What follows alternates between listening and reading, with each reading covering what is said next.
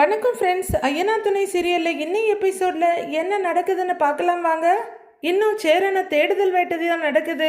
நடேசன் ஒரு பக்கமும், பல்லவன் ஒரு பக்கம், பாண்டியன் ஒரு பக்கம், சோழன் ஒரு பக்கம்னு அந்த ஏரியாவையே அலசி ஜல்லடை போட்டு தேடிக்கிட்டு இருக்காங்க. எதுக்கும் அலட்டிக்காத நடேசனே உடஞ்சி ஒரு ஓரமாக உட்காந்துடுறாரு. அப்போ அவரோட மைண்டில் ஜோசியர் சொன்னது ஞாபகம் வருது. இந்த ஜாதகருக்கு பெண் தோஷம் இருக்கு. இந்த ஜாதகர் இருக்க வீட்டில் ஒரு பெண்ணால இருக்கவே முடியாது. இவருக்கு மட்டும் இல்ல, இவர் கூட பிறந்த யாருக்குமே கல்யாணமே நடக்காதுன்னு ஜோசியர் சொன்னது நடேசனுக்கு நல்ல ஞாபகம் வருது. மறுபடியும் எழுந்து சைக்கிள் எடுக்கிறாரு. வெளியே வண்டி சத்தம் கேக்குதுன்னு வீட்டுல இருக்க நிலா ரொம்ப ஆர்வமா பாக்குறாங்க. அங்கிருந்து பாண்டியனும் பல்லவனும் இறங்கி வர சேன்னு முகத்தை திருப்பிக்கிறாங்க. அண்ணன் வந்துருச்சான்னு கேட்கறதுக்குள்ளேயே நிலா இல்லடாங்கிறாங்க.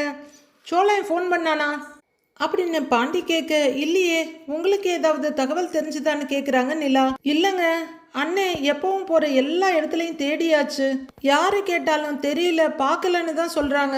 அண்ணனுக்கு ஃப்ரெண்ட்ஸ்ன்னு யாருமே கிடையாது. வேலை முடிஞ்சா நேரா வீட்டுக்கு தான் வரும். லாஸ்ட் 3 மாசமா வேலை பார்த்தா கன்ஸ்ட்ரக்ஷன் சைட்ல கூட போய் எல்லார்கிட்டையும் கேட்டுட்டோம், எங்கேயுமே அண்ணன் வரலன்னு தான் சொல்றாங்கன்னு பாண்டி சொல்ல, எங்க போயிருப்பாருன்னு தவிக்கிறாங்க நிலா. என் போன் வேற சுவிட்ச் ஆஃப் ஆயிடுச்சுங்க. இவனும் போன் எடுக்காம விட்டுட்டான். ஒருவேளை அண்ணன் வீட்டுக்கு வந்துருச்சு, இல்ல போன் பண்ணிச்சான்னு தெரியாம தான் நான் வீட்டுக்கு வந்துட்டேங்க அப்படின்னு பாண்டி கண்ணீரும் கம்பளையுமா சொல்றாரு. அப்போ சோழன் வராரு. சோழன் அப்படின்னு நிலா ஆர்வமா திரும்ப அவரு கண்ணீரும் அதை தொடைக்கிறதுமா உள்ளர வந்துட்டு இருக்க அவங்களுக்கு புரிஞ்சு போயிடுது. ஏய், என்னடா ஆச்சு சொல்லுடா, நீ இப்படி வந்து உட்கார்ந்துருக்க, அண்ணன் கிடைச்சதா இல்லையா அப்படின்னு பாண்டி கேட்க, இல்லடா அண்ணனை எங்க தேடியும் கிடைக்கலன்னு அழறாரு சோழன். ஒருவேளை வருத்தத்துல எங்கேயாவது கோயிலுக்கு போயிருக்குமோன்னு எல்லா கோவிலையும் தேடிட்டேன். பீச்சுக்கு போய் பார்த்தேன், ரோட்ல பார்த்தேன், கன்ஸ்ட்ரக்ஷன் ஏரியாவில் பார்த்தேன், எங்கேயுமே இல்லடா அண்ணன்னு அழறாரு சோழன்.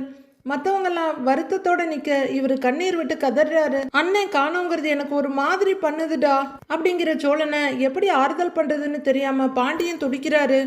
அண்ணனுக்கு வீடு விட்டா வேலை, வேற எதுவுமே தெரியாதேடா, சைட்லயும் அண்ணன் இல்லடா, அங்க இருக்கவங்கள விசாரிக்கலான்னு கேட்டா அவங்க எல்லாரும் ஷாக் ஆகுறாங்க, அப்படி எங்க தாண்டா போச்சு அண்ணன் அப்படின்னு சோழன் அழுதுட்டு இருக்க, எப்பவும் அழற அழுமூஞ்சி பல்லவன் இப்ப வருத்தத்தோட மட்டும்தான் இருக்காரு. அப்போ சோழன் பல்லவனை பார்த்து, டேய் பல்லவா, நீ அழுதுட்டா கூட பரவாயில்லடா, நீ இப்படி அமைதியா இருக்கதான் பயமா இருக்குங்கிறாரு.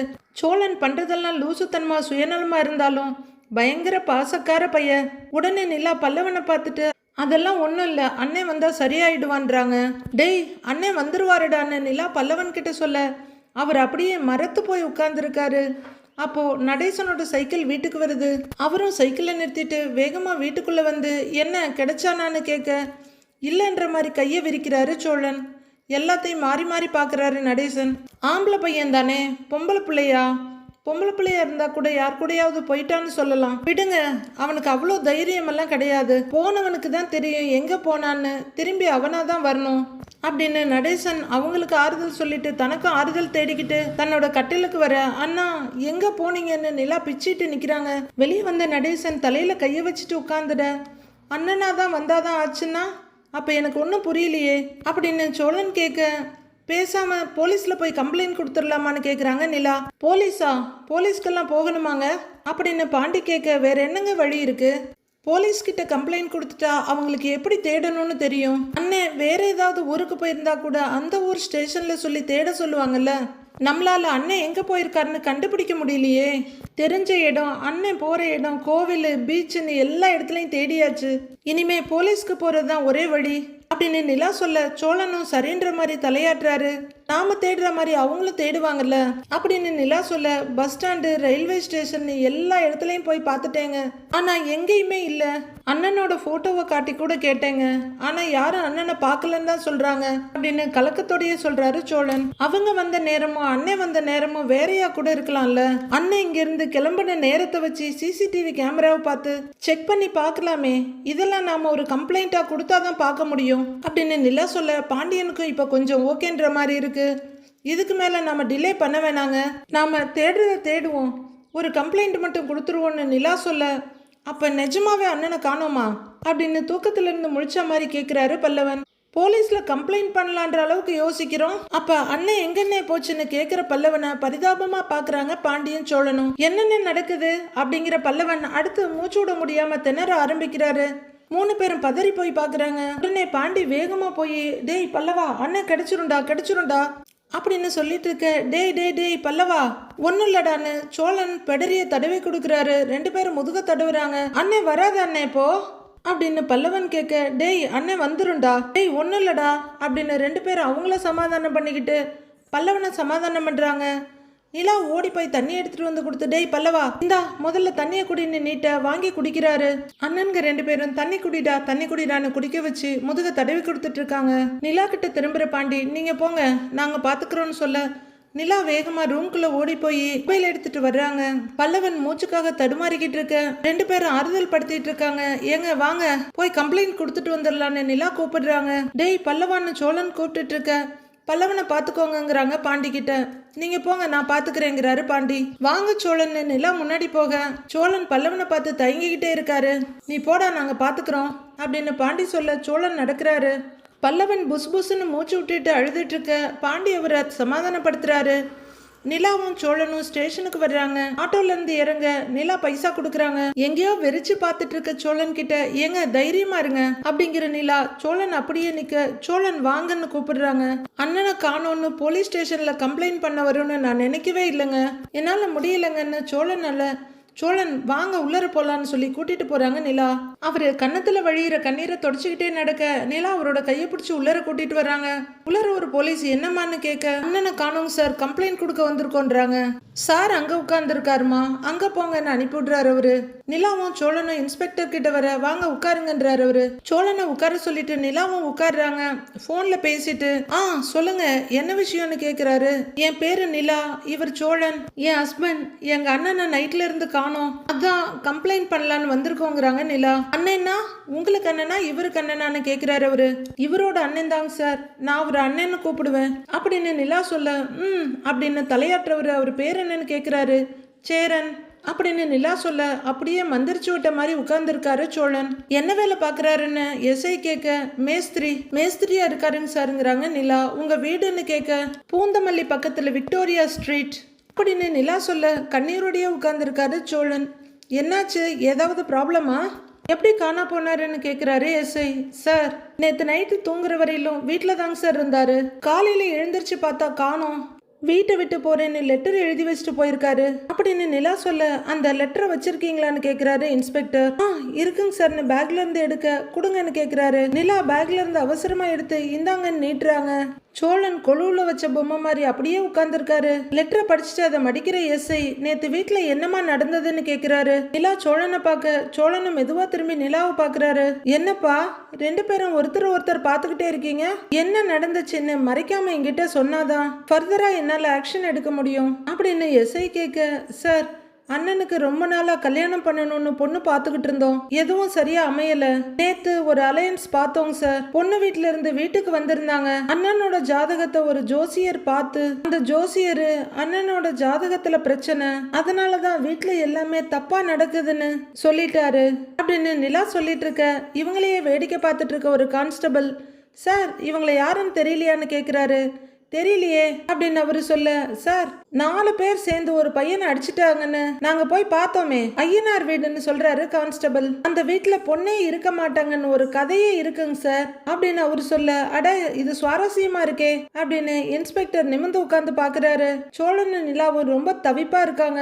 யோ என்னையா கதை, இது புதுசா இருக்குங்கிறாரு இன்ஸ்பெக்டர். அது அந்த வீட்டோட ராசிங் சார், இவங்க அப்பா கொலை பண்ணிட்டு ஜெயிலுக்கு போயிட்டு வந்தவருங்க சார். இப்ப ஒரு பையனை போட்டு அடிச்சுட்டாங்கன்னு சொல்லி அண்ணன் தம்பி 4 பேர் மேல கம்ப்ளைண்ட் வந்துச்சு, அது அந்த வீட்டோட ராசிங் சார் அப்படின்னு கான்ஸ்டபிள் சொல்ல, சார் ப்ளீஸ் நாங்க கம்ப்ளைண்ட் பண்ண வந்திருக்கோம், அதை பத்தி பேசாம இவர் எங்க குடும்பத்தை பத்தி எங்க முன்னாடியே தப்பா பேசுறாரு, இதெல்லாம் கரெக்டாங்க சார் அப்படின்னு நிலா கேட்க, யோ கொஞ்ச நேரம் சும்மாரியா அப்படின்னு இன்ஸ்பெக்டர் சொல்ல, ஓகேங்க சார்னு அவர் வேலையை பார்க்க ஆரம்பிக்கிறாரு. நீங்க சொல்லுங்கம்மா அப்படின்னு கேட்க, சேரன் தான் எல்லாரை விட மூத்தவர், அவருக்கு தான் பொண்ணு பார்த்துக்கிட்டு இருந்தோம். நேத்து வந்த ஜோசியரு அண்ணனாலதான் வீட்டுல யாருக்குமே கல்யாணம் ஆக மாட்டேங்குது, அவருக்கு ஏதோ தோஷம் இருக்குன்னு சொல்லிட்டு போயிட்டாரு. அவரு அதை நினைச்சு நைட்டெல்லாம் ரொம்ப வருத்தப்பட்டுக்கிட்டு இருந்தாரு. காலையில எழுந்திரிச்சு பார்த்தா இந்த லெட்டர் எழுதி வச்சுட்டு போயிருக்காருங்க சார் அப்படின்னு நிலா சொல்ல, அப்படின்னு யோசிக்கிறவரு மறுபடியும் லெட்டர் எடுத்து படிக்கிறாரு. சரி அவரோட போட்டோ வச்சிருக்கீங்களான்னு கேட்க, இருக்கு சார் அப்படின்னு நிலா எடுத்து நீட்ட அந்த பாஸ்போர்ட் சைஸ் போட்டோவை கையில வாங்கி பாக்குறாரு இன்ஸ்.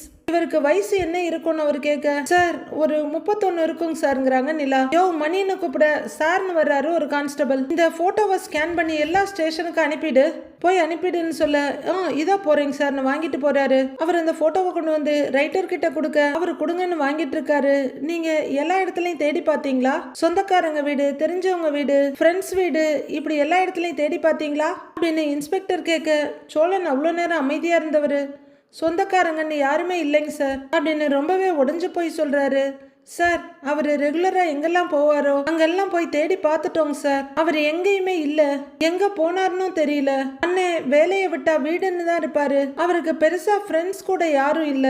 நாங்களும் முடிஞ்ச அளவுக்கு எல்லா இடத்துலயும் தேடி பார்த்துட்டோம், எங்கேயுமே கண்டுபிடிக்க முடியலங்க சார், அதான் கம்ப்ளைண்ட் கொடுக்கலான்னு வந்தோன்னு நிலா சொல்ல, அவரு அமைதியா கேட்டுக்கிட்டு யோசிக்கிறாரு. அவரு தற்கொலை பண்ணிக்க போறேன் அது இதுன்னு ஏதாவது சொல்லிட்டு இருந்தாரான்னு அவர் கேட்க, சோழன் நிலா 2 பேரும் பயங்கரமா பதறிடுறாங்க. சோழன் அப்படியே உறைஞ்சு போய் பாக்குறாரு. சார் என்னங்க சார், அண்ணன் அப்படிலாம் சொன்னதில்ல அப்படின்னு நிலா சொல்ல, சார் ப்ளீஸ் இப்படிலாம் எதுவும் சொல்லி பயமுறுத்தாதீங்க சார், எங்க அண்ணனை எப்படியாச்சும் கண்டுபிடிச்சு கொடுங்க சார், சார் ப்ளீஸ் சார்னு கையெடுத்து கும்பிட்டு அழறாரு சோழன். தம்பி உங்க அண்ணன் லெட்டர் எழுதி வச்சுட்டு போயிருக்காரு தம்பி, வீட்டுல நடந்த விஷயம் எல்லாமே தப்பா இருக்கு, ரொம்ப வருஷமா அவருக்கும் கல்யாணம் ஆகல, பத்தாததுக்கு பொண்ணு தங்காத வீடுன்னு கெட்ட பேர் வேற இருக்கு, இது எல்லாத்துக்கும் காரணம் உங்க அண்ணன் தான் ஜோசியக்காரர் வேற சொல்லிட்டு போயிருக்காரு, மனசுடைஞ்சு ஏதாவது பண்ணியிருந்தா என்னப்பா பண்றதுன்னு கேக்குறாரு அவரு. இதுவரையிலும் ஓரளவுக்கு நிதானமா இருந்த நிலாவே அழ ஆரம்பிச்சிடுறாங்க. சோழன் பயந்து போய் பார்த்துட்டு இருக்க, போன வாரம் கூட இந்த மாதிரி ஒரு கேஸ் வந்தது, பேர் கூட அப்படின்னு யோசிக்கிறவரு, யோ கனகராஜ் அப்படின்னு கூப்பிட, சார் சொல்லுங்க சாருங்கிறாரு ரைட்டர். போன வாரம் அந்த மாநகரம் மிஸ்ஸிங் கேஸ் ஒன்று வந்தது இல்ல, அந்த பேர் என்னன்னு கேட்க, மாநகரம் சங்கரலிங்கம் சாருங்கிறாரு அவரு. அவர் தான், அவரும் இதே மாதிரி ஒரு பிரச்சனையினால தான் காணாம போனாரு, நாங்களும் அவரை அங்க இங்கன்னு தேடி பார்த்தோம், கடைசியில பார்த்தா வீட்டு பக்கத்துல இருக்க கிணத்துல விழுந்து தற்கொலை பண்ணிட்டு இருந்திருக்காரு. உங்க வீட்டுல இல்ல உங்க வீட்டு பக்கத்துல ஏதாவது கிணறு இருக்கா என்ன இன்ஸ்பெக்டர் கேஸ் முடிக்கிற அவசரத்துல கேட்க, நிலாவும் சோழனும் பதறி போய் பாக்குறாங்க. சார் இல்லைங்க சார், கிணறு அப்படி இப்படிலாம் எதுவும் இல்லைங்க சார் அப்படின்னு நிலா சொல்ல, சார் எங்க அண்ணன் அப்படிலாம் பண்ண மாட்டாருங்க சார் அப்படின்னு சோழன் சொல்ல, அவரு அப்படின்னு யோசனையா தலையாட்டுறாரு. சார் அவரு இந்த மாதிரி முடிவெல்லாம் எடுக்க மாட்டாருங்க சார் அப்படின்னு நிலா சொல்ல, என்னை எதுவும் தப்பா நினைச்சுக்காதம்மா, நீங்க அப்படி யோசிக்க மாட்டீங்க, ஆனா அசிய போலீஸா நாங்க அப்படி யோசிச்சாகணும்ல, ஃப்ரெண்ட்ஸு அப்புறம் சொந்த பந்தம்லாம் இல்லைன்னு சொல்றீங்க, தெரிஞ்ச இடம் எல்லாத்துலயும் தேடிட்டேன்னு வேற சொல்றீங்க, சரிம்மா ஒரு கம்ப்ளைண்ட் எழுதி கொடுத்துட்டு போங்க, நாங்க தேட ஆரம்பிக்கிறோங்கிறாரு அவரு.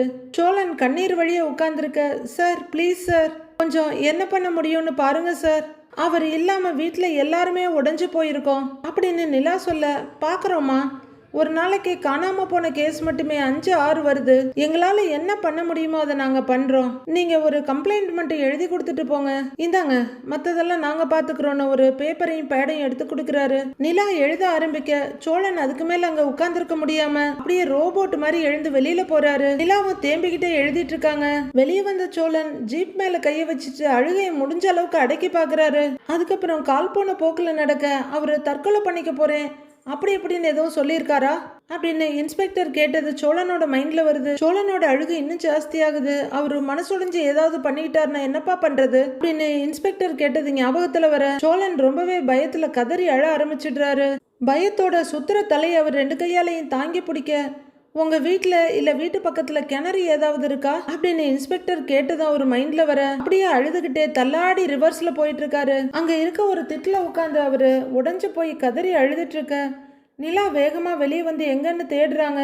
எங்கன்னே போன அண்ணே அண்ணேன்னு அவரு அழுதுகிட்டு இருக்க, நிலா வேகமா ஓடி வர்றாங்க. சோழன் சோழன் அப்படின்னு பக்கத்துல வர, முகத்தை மூடிட்டு குலுங்கி குலுங்கி அழுதுட்டு இருக்காரு சோழன். சோழன் கவலைப்படாதீங்க, அண்ணன் கிடைச்சிருவாங்க, அழாதீங்கன்னு சொல்றேன்ல அப்படின்னு நிலா சொல்ல, அழுதுகிட்டே எழுந்து நிக்கிற சோழன், அவங்க என்னங்க அண்ணன் தற்கொலை பண்ணியிருப்பாருன்னு சொல்றாங்க அப்படின்னு சொல்ல, அப்படி இல்லைங்க, போலீஸ் எல்லா பக்கமும் இருந்து விசாரிப்பாங்கல்ல, அதுக்காக தான் அப்படி கேட்டாங்க, அதெல்லாம் நீங்க பெருசா எடுத்துக்காதீங்க அப்படின்னு நிலா சொல்ல, இல்லங்க அவரு கேட்ட கேள்வி என்னால தாங்கவே முடியலங்க அப்படின்னு நெஞ்சில கைய வைக்கிறவரு, வீட்டு பக்கத்துல கிணறு இருக்கா அங்க எங்கேயாவது இருந்தாரான்னு பாத்தீங்களா, ரயில்வே ஸ்டேஷன் தண்டவாளம்னு எங்கேயாவது பாத்தீங்களான்னு கேக்குறாரு. இதெல்லாம் உண்மையே இல்லைங்க, அண்ணன் இப்படிலாம் பண்ணுமாங்க அப்படின்னு அவரு ரொம்ப குழந்தை மாதிரி தேம்பி தேம்பி அழுதுட்டு இருக்க, அண்ணனை பத்தி நமக்கு தெரியாதா, அவரு அப்படியெல்லாம் பண்ற ஆளா, அப்படின்னு நிலா கேட்டாலும் அவங்க உடம்பு நடுங்கிட்டு தான் இருக்கு.